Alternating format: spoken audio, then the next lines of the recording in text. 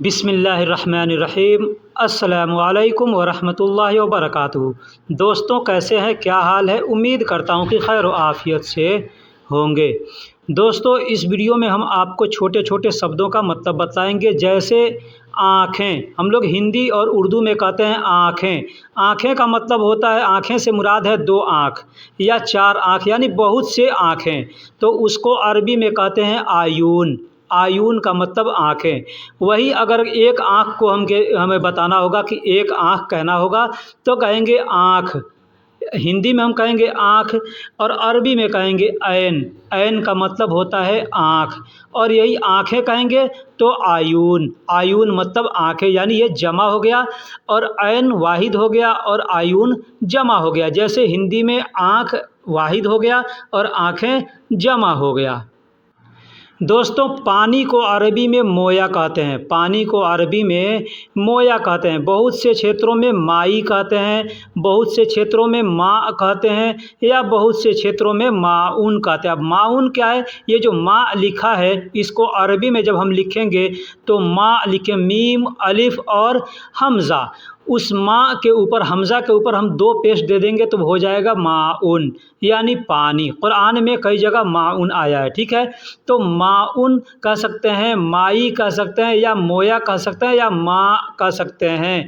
माउन लिखा होगा, जब हम ठहर के पढ़ेंगे तो माँ पढ़ेंगे, और बगैर ठहरे पढ़ेंगे तो माउन पढ़ेंगे। तो उसको अरबी में मोया, माँ या माउन या माँ कहेंगे या माई कहेंगे, और हिंदी उर्दू में उसको पानी कहते हैं। दोस्तों, हिंदी और उर्दू में हम कहते हैं कितना या कितने या कितनी, यानी कोई भी चीज़ हो, पैसा कितना है, पानी कितना है, खाना कितना है, आदमी कितना है, ठीक है, काम कितना करना है, इसका दाम कितना है। कहीं भी हम ये कितना, कितने, कितनी को इस्तेमाल करेंगे अगर हिंदी उर्दू में, तो अरबी में करना होगा तो अरबी में कहेंगे कम। कम, कम का मतलब कितना। जैसे हमको किसी से पूछना है ये कितने रियाल का है, तो कहेंगे हादा कम रियाल। हादा कम रियाल, यानी यह कितने रियाल का है। कितना पानी है तो कहेंगे कम मोया। कम मोया। कितने आदमी हैं तो कम नफ़र, यानी कम को अरबी में हम कहते हैं और हिंदी उर्दू में कितना, कितनी और कितने कहते हैं। दोस्तों, हम लोग हिंदी उर्दू में कहते हैं थोड़ा या थोड़ी या थोड़े, ठीक है। थोड़ा, थोड़ी, थोड़े हम लोग कहते हैं हिंदी और उर्दू में।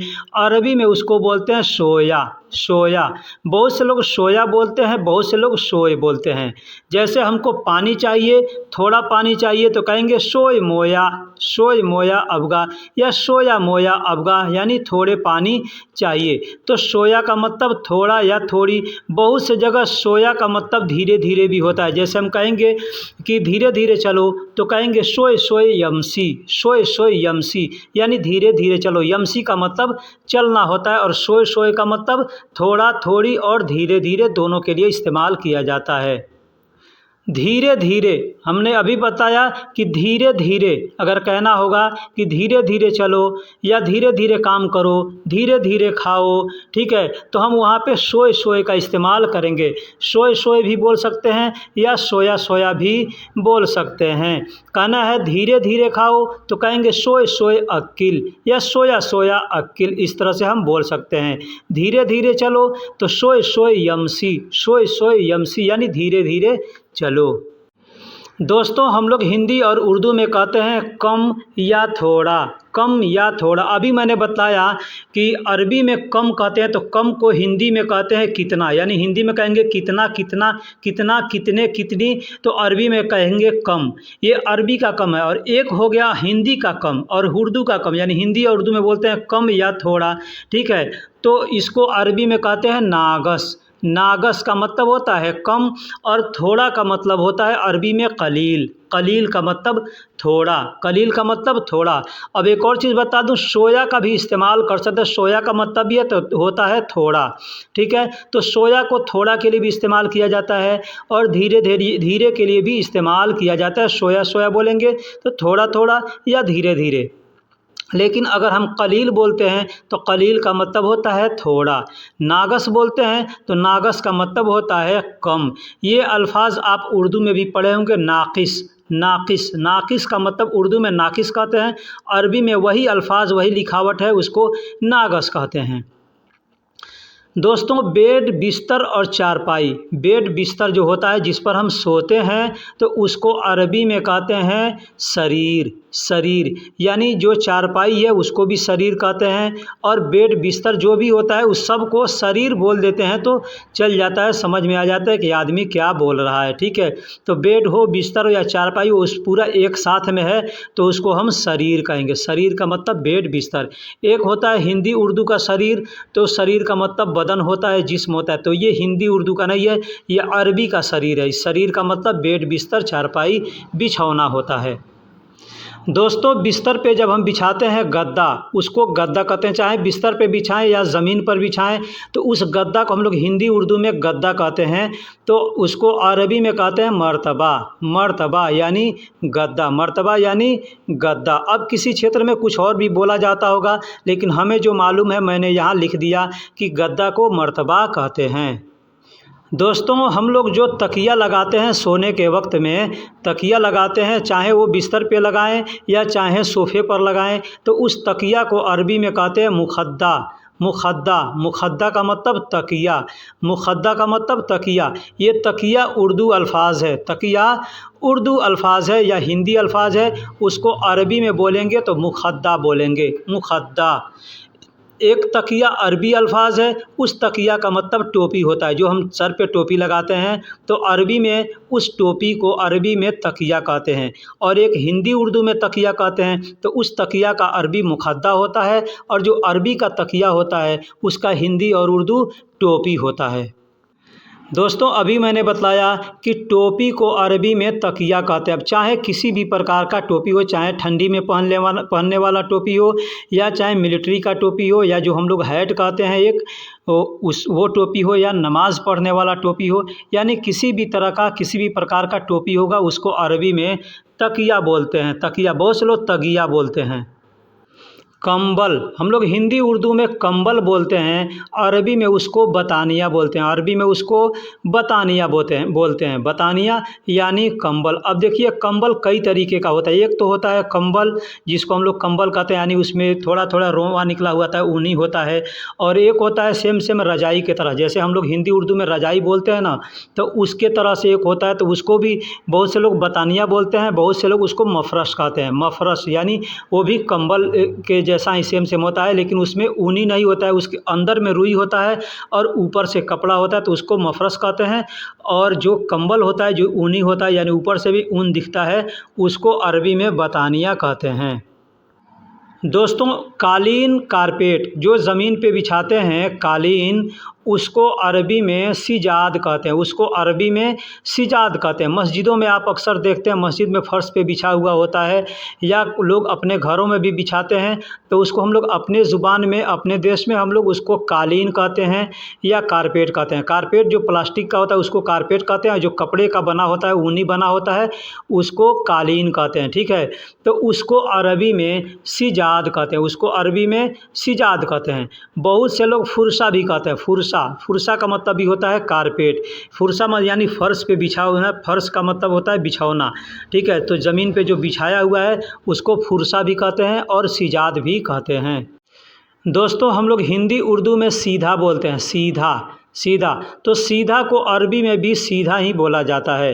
अब ये सीधा अरबी अल्फाज है या हिंदी उर्दू अल्फाज है, ये नहीं मालूम, लेकिन अरबी लोग भी सीधा को सीधा ही बोलते हैं। हम लोग जैसे बोलते हैं सीधा जाओ, तो अरबी में भी सीधा ही बोला जाता है। बस कहना होगा सीधा जाओ तो कहेंगे सीधा रोह, सीधा रोह यानी सीधा जाओ। सीधा का मतलब सीधा और रोह का मतलब जाना होता है, तो सीधा रोह यानी सीधा जाओ।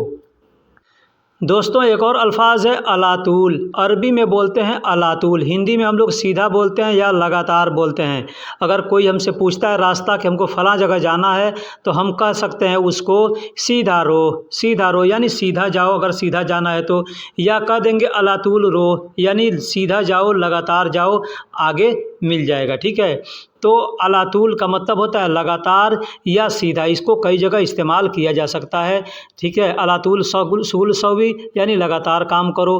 ठीक है, तो यहाँ पे अलातूल शुगुल सवी यानी सीधा लगातार काम करो, तो यहाँ पे सीधा का इस्तेमाल नहीं करेंगे। यहाँ पे अलातूल का मतलब लगातार होता है। लेकिन कोई चीज़ सीधा है, जैसे लकड़ी सीधा है, ठीक है, लोहा सीधा है, हाथ सीधा है, रास्ता सीधा है, तो वहाँ पे हम सीधा का इस्तेमाल कर सकते हैं। ठीक है, अलातूल का भी इस्तेमाल कर सकते हैं। दोस्तों, और बर्फ़ को अरबी में तल्ज कहते हैं। बर्फ़ को अरबी में तल्ज कहते हैं। वो चाहे फ्रिज का बर्फ़ हो या बारिश का बर्फ़ हो, यानी भी किसी भी तरह का बर्फ़ होगा तो उसको अरबी में तल्ज कहते हैं। तल्ज का मतलब बर्फ़ होता है। दोस्तों, फ्रिज को अरबी में तल्लाजा कहते हैं। फ्रिज को अरबी में तल्लाजा कहते हैं। तल्लाजा वैसे बोल चाल में लोग तल्लाजा कहते हैं, लेकिन लिखने में सलाजा लिखा जाता है, सा से लिखा जाता है। अरबी का जो शब्द है सा, अलिफ बा ता सा जो आता है उससे लिखा जाता है सलाजा, सलाजा। लेकिन बोलने के लिए लोग तल्लाजा बोलते हैं। जैसे तीन को अरबी में तलाता बोलते हैं, उसी तरह से उसको भी लिखने में तलासा लिखा जाता है, लेकिन बोलने के लिए तलाता बोलते हैं। तो अरबी में जो स होता है, जो सा, उसको त के तरह इस्तेमाल करते हैं लोग। ठीक है, तो तल्लाजा बोल सकते हैं, फ्रिज को तल्लाजा बोलेंगे या सल्लाजा भी बोल सकते हैं। ठंडा या ठंडी, हम लोग अपने देश में कहते हैं ना, ठंडा या ठंडी। कोई भी चीज़ ठंडा है, जैसे पानी ठंडा है, बर्फ़ ठंडा है, खाना ठंडा है, कोई भी चीज़ ठंडा या मौसम ठंडा है, तो हम उसको बर्द बोलेंगे। ठंडा या ठंडी को बर्द भी बोल सकते हैं और बारिद भी बोल सकते हैं। बारिद भी बोल सकते हैं। तो बर्द का मतलब या बारिद का मतलब दोनों सेम अल्फाज है। कोई बारिद बोल देता है, कोई बर्द बोल देता है। ठीक है, तो बर्द या बारिद का मतलब ठंडा या ठंडी होता है। दोस्तों, गर्म को अरबी में हार कहते हैं। गर्म को अरबी में हार कहते हैं। हम लोग हार यानी कोई भी चीज़ गर्म है, खाना गर्म है, आग गर्म है, लोहा गर्म है, मौसम गर्म है, आदमी का दिमाग गर्म है, कुछ भी गर्म है तो उसको कहेंगे हार। हार का मतलब गर्म होता है। हार का मतलब गर्म। हम लोग हिंदी उर्दू में इस्तेमाल किए हैं हरारा, हरारा, तो यहाँ अरबी में भी हरारा बोलते हैं, लेकिन हम लोग हरारत कहते हैं। अरबी उर्दू में हरारत कहते हैं। तो हरारत का मतलब गर्मी होता है। तो यहाँ अरबी में हरारत नहीं कह के तो नहीं कहते, उसमें हरारा, सिर्फ हरारा कहते हैं, यानी गर्म। ठीक है, या गर्मी। तो उसको बहुत से लोग हरारा भी बोलेंगे और हार भी बोलेंगे। दोस्तों, अभी मैंने बताया कि गर्मी को हरारा भी बोलते हैं, गर्मी को हार भी बोलते हैं और गर्मी को हरारा भी बोलते हैं।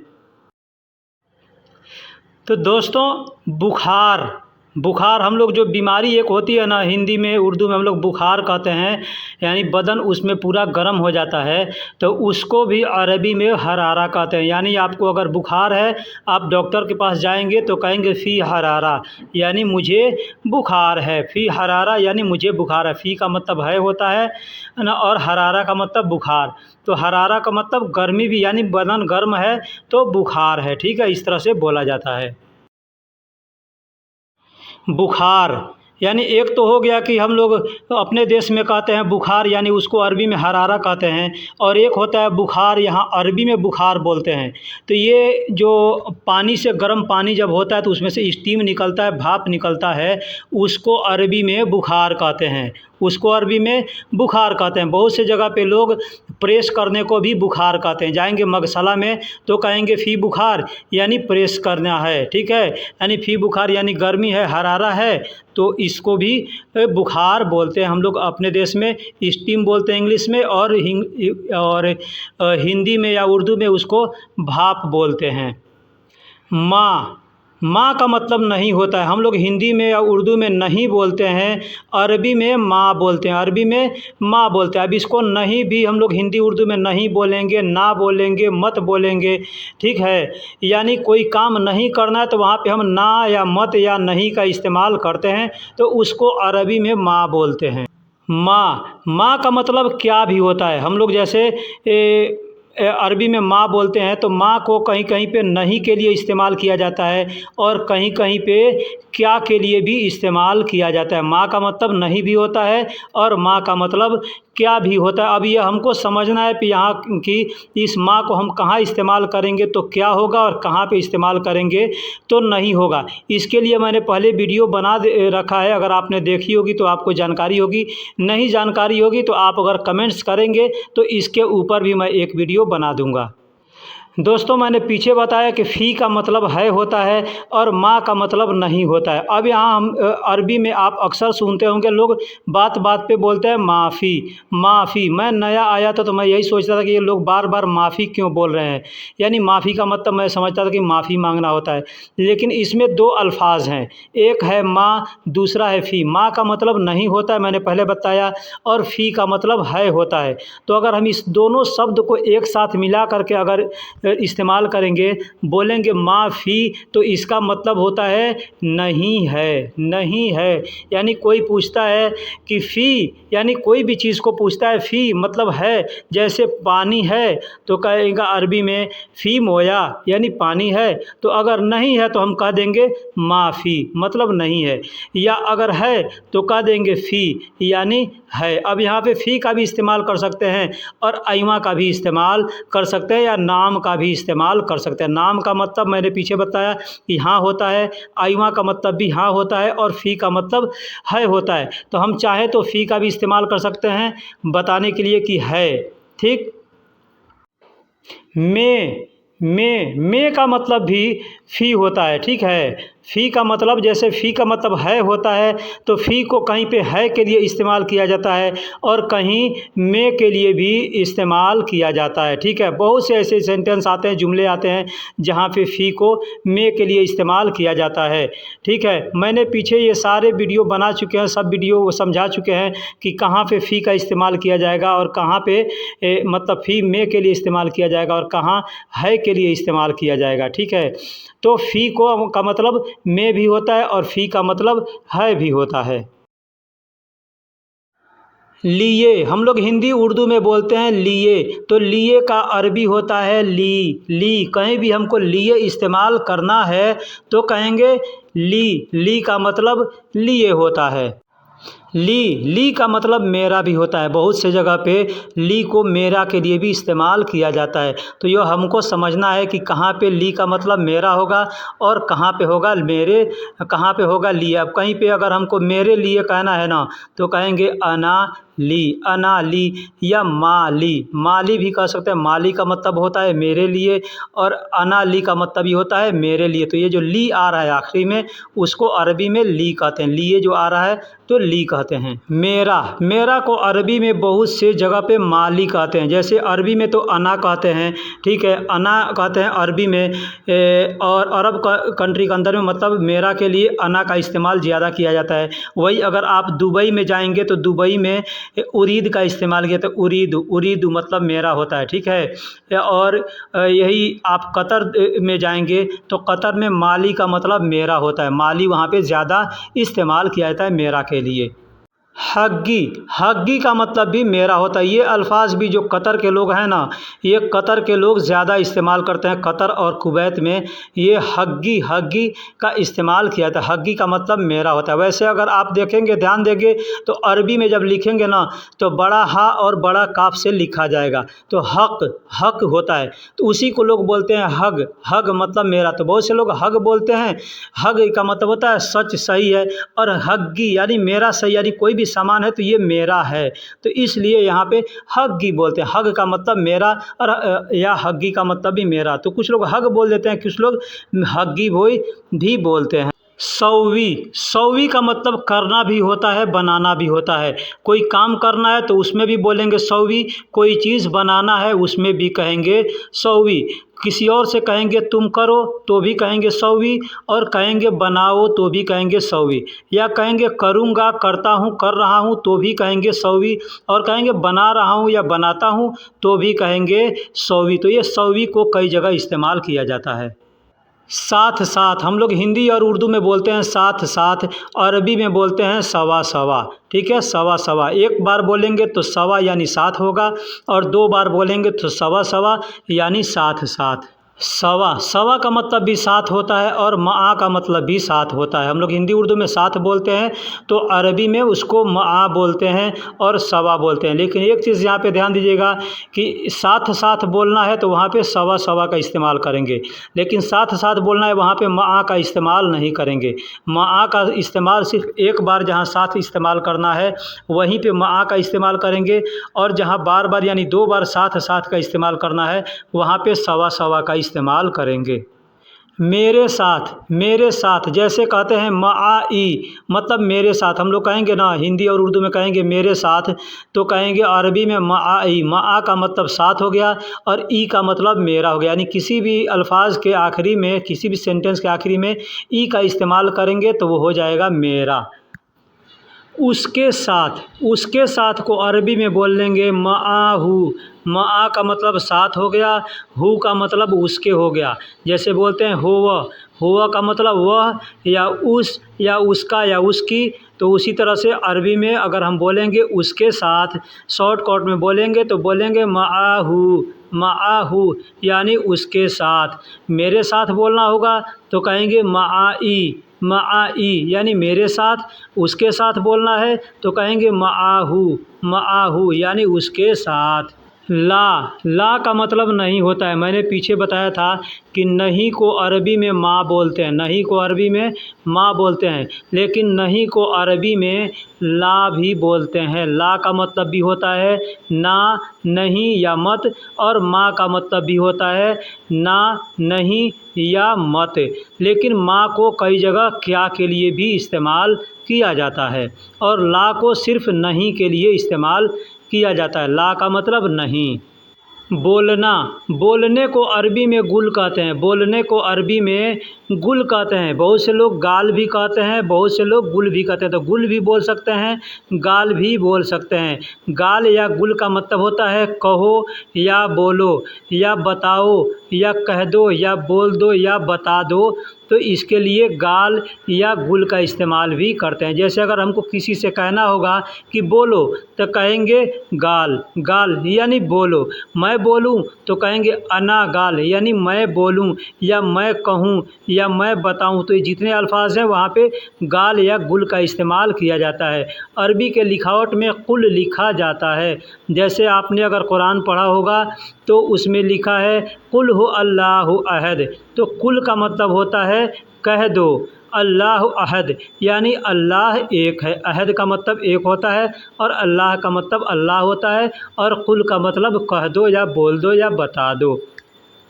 सुनने को अरबी में एस्मा कहते हैं, सुनने को अरबी में एस्मा कहते हैं। जैसे कहना है कि सुनो तो कहेंगे एस्मा, सुन रहा हूँ तो कहेंगे अना एस्मा, यानी सुन रहा हूँ या मैं सुन रहा हूँ बात एक है, ठीक है। तो कहेंगे अना एस्मा।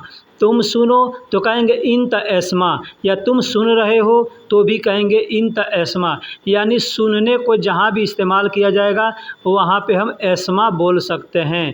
एस्मा हिंदी और उर्दू में हम लोग बोलते हैं सुनो या सुन रहा हूँ, सुनूंगा, सुनता हूँ, लेकिन अरबी में बोलेंगे एस्मा यानी सुनो या सब जगह पे ये आ जाएगा। नहाना यानी नहाने को अरबी में सब्बा कहते हैं, नहाने को अरबी में सब्बा कहते हैं। सब्बा का मतलब नहाना होता है। अगर किसी से कहना है मैं नहा रहा हूँ तो कहेंगे अना सब्बा, या मैं नहा लूँ तो भी कहेंगे अना सब्बा। तुम नहा लो तो कहेंगे इन तसब्बा यानी तुम नहा लो। वह नहा रहा है तो कहेंगे हो व सब्बा यानी वह नहा रहा है या वह नहा ले या वह नहा लिया, ऐसे भी इस्तेमाल करते हैं। नहाने को अरबी में सब्बा कहते हैं। दूसरा अल्फाज है गुस्ल। नहाने को अरबी में गुस्ल भी कहते हैं। बहुत से लोग गुस्ल का इस्तेमाल करते हैं और बहुत से लोग हैं जो सब्बा बोलते हैं। सब्बा, तो सब्बा का मतलब भी नहाना होता है और गुस्ल का मतलब भी नहाना होता है। ये गुस्ल अल्फाज जो है हम लोग उर्दू में भी इस्तेमाल करते हैं। उर्दू जो पढ़े हैं उनको मालूम है कि गुस्ल का मतलब नहाना होता है, लेकिन अरबी में सब्बा का मतलब नहाना होता है। अब गुस्ल में और नहाने और सब्बा में कुछ अंतर है। अंतर ये है कि गुस्ल में कुछ फ़राइज़ होते हैं और सब्बा में कोई फ़राइज़ नहीं है। सब्बा यानी बदन पे पानी गिरा लिया तो नहाना, उसको नहाना कहते हैं, ठीक है। लेकिन गुस्ल है तो गुस्ल में 3 फ़राइज़ होते हैं। उस फ़र्ज़ के साथ अगर हम नहाते हैं तो उसको हम गुस्ल कहते हैं। धोना, धोने को अरबी में गसील कहते हैं। धोने को अरबी में गसील कहते हैं। कुछ भी धोना है, हाथ धोना है, मुंह धोना है, कपड़ा धोना है, घर धोना है, गाड़ी धोना, यानी कुछ भी धोना होगा तो कहेंगे गसील। गसील मतलब धोना। धो रहा हूँ, धोऊंगा, धोता हूँ तो कहेंगे गसील। जालान, अरबी में कहते हैं जालान और हिंदी में कहते हैं गुस्सा होना, नाराज़ होना। यानी कोई आदमी नाराज़ होता है, गुस्सा करता है तो उसको कहते हैं कि जालान। जालान यहाँ पे हमने उल्टा लिख दिया है, इसके लिए मैं माफ़ी चाहता हूँ। यहाँ हमने हिंदी की जगह पे अरबी लिख दिया और अरबी की जगह पे हिंदी लिख दिया है। लेकिन मैं बोल कर बतला रहा हूँ कि गुस्सा होने को, नाराज़ होने को अरबी में जालान कहते हैं, जालान। खुश होना, उर्दू में, हिंदी में हम लोग कहते हैं खुश। खुश या खुश होना, तो उसको अरबी में कहते हैं मबसूत। मबसूत का मतलब भी होता है खुश। और फरहान, फरहान का मतलब भी होता है खुश। और सईद, सईद का मतलब भी होता है खुश। यानी ये 3 अरबी के अल्फाज हैं जो हमें मालूम है, उसको मैं यहाँ लिख रहा हूँ। खुश होने को अरबी में 3 तरीके से बोलते हैं, मबसूत भी कहते हैं, फरहान भी कहते हैं और सईद भी कहते हैं। रोना, रोने को अरबी में यबकी कहते हैं। रोने को अरबी में यबकी कहते हैं। अब इसको बहुत से लोग आम ज़ुबान में, बोलचाल में, कोई तबकी कहता है, कोई अबकी कहता है, कोई यबकी कहता है, ठीक है। लेकिन उसका जो असल अरबी है वो यबकी, यबकी यानी रोने को अरबी में यबकी कहते हैं, यबकी। हँसना, हँसना, हँसने को अरबी में यजहक कहते हैं। हँसने को अरबी में यजहक कहते हैं, यानी कोई आदमी हँसता है ना तो उसको यजहक कहते हैं। यजहक मतलब हँस रहा है, ठीक है। मारना, मारने को अरबी में उदरूब कहते हैं, उदरूब। उदरूब यानी मारना, कोई किसी को मारता है तो कहेंगे उदरूब, या किसी को मारना है और कहना है कि मारूंगा तो भी कहेंगे उदरूब। कोई मार रहा है तो भी कहेंगे उदरूब, ठीक है। तो मारने को अरबी में उदरूब कहते हैं।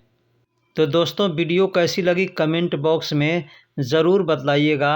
अगर वीडियो में कोई गलती हुई है उसको आप कमेंट्स में लिख करके बताइएगा, ठीक है। फिर मिलेंगे किसी अगले वीडियो में, तब तक के लिए खुदा हाफिज़। ये सीरीज़ अगर आपको अच्छा लग रहा है, जैसे छोटे छोटे शब्दों का मतलब बतला रहा हूँ, तो अगर ये वीडियो आपको अच्छी लगती है तो आप हमें कमेंट में बताइएगा, फिर मैं अगला पार्ट भी इसका बनाऊँगा, ठीक है। इस तरह से छोटे छोटे शब्दों को अगर आप याद करेंगे, सीखेंगे, एक वीडियो में 40, 50, 45 इस तरह से सेंटेंस दे रहा हूँ ताकि आपको सीखने में, समझने में आसानी हो, ठीक है। फिर मिलेंगे किसी अगले वीडियो में, तब तक के लिए अल्लाह हाफिज़।